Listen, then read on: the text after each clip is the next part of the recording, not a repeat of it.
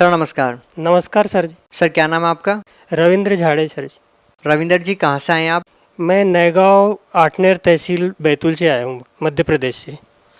संत रामपाल जी महाराज से नाम दीक्षा कब लिया आपने? मैंने 2010 में ली सर जी।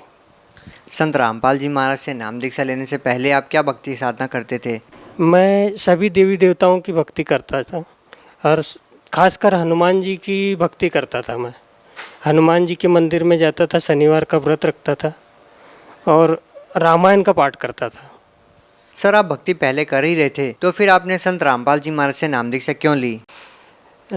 मैं सभी बीमारियों से ज़्यादा ग्रसित हो चुका था।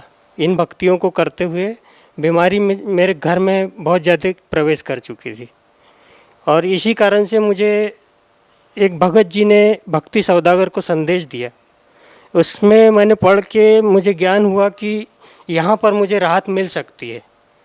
इस कारण से मैं उस भगत जी के साथ में, विनायक दास जी के साथ में बरवाला आश्रम गया और नाम दीक्षा ली। संत रामपाल जी महाराज से नाम दीक्षा लेने के बाद आपको क्या लाभ मिले?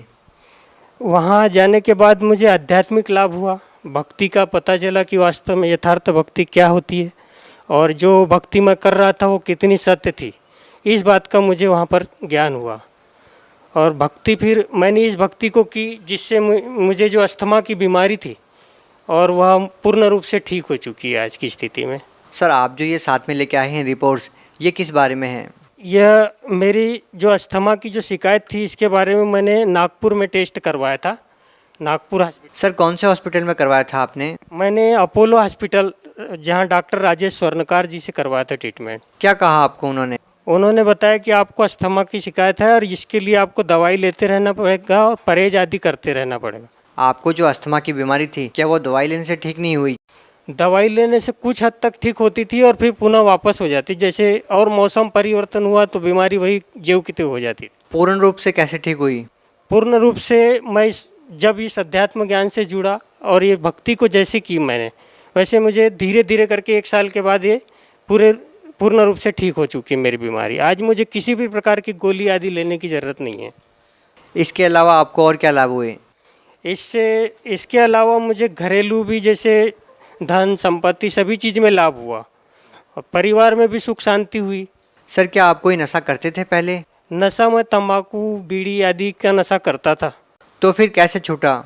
ये भक्ति का, जैसे भक्ति करते रहा वैसे ही मुझे पहले जैसे नियम जो बताए वहाँ, उस नियम को फॉलो करना भी ज़रूरी था। तो मैंने उसको फिर इस नियम में रह कर जो भक्ति की, इससे मुझे लाभ होना शुरू हुआ। तो मैंने ये सारी नशाएँ उसी दिन से छोड़ दी। सर वैसे तो व्यक्ति बहुत ज़्यादा कोशिश करते हैं नशा छोड़ने की, नशा मुक्ति केंद्र में भी जाते हैं तो भी नशा नहीं छोड़ पाते। आपने कैसे छोड़ दिया? मैंने जो भक्ति, आध्यात्मिक भक्ति मुझे मिली, इसमें नशा तो दूर रही, मुझे नशा करने की कोई इच्छा कभी हुई ही नहीं और नशा उसी समय मैंने छोड़ भी दी। सर भगत समाज को क्या संदेश देना चाहते हैं? भगत समाज को मैं संदेश तो नहीं दे सकता, पर उनसे प्रार्थना कर सकता हूँ कि इस भक्ति से बढ़कर संसार में और कोई भक्ति नहीं है। इस भक्ति को करने से शरीर से लगा के सारे सांसारिक लाभ भी प्राप्त हो सकते हैं। बहुत बहुत धन्यवाद। सत साहेब।